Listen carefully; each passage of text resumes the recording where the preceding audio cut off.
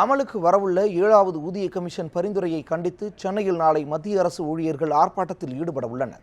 சென்னை சாஸ்திரி பவன் வளாகத்தில் மத்திய அரசு ஊழியர்கள் பயன்படுத்தும் உணவு விடுதி மூடப்படும் நிலையில் உள்ளதால் ஊழியர்களுக்கு மதிய உணவு கிடைப்பதில் பிரச்சனை ஏற்பட்டுள்ளது. இதனை கண்டித்தும் மத்திய அரசு ஊழியர்களின் அடிப்படை சம்பளத்தை 18,000 26,000 உயர்த்த கோரியும் மத்திய அரசு ஊழியர்கள் நாளை போராட்டத்தில் ஈடுபட உள்ளனர்.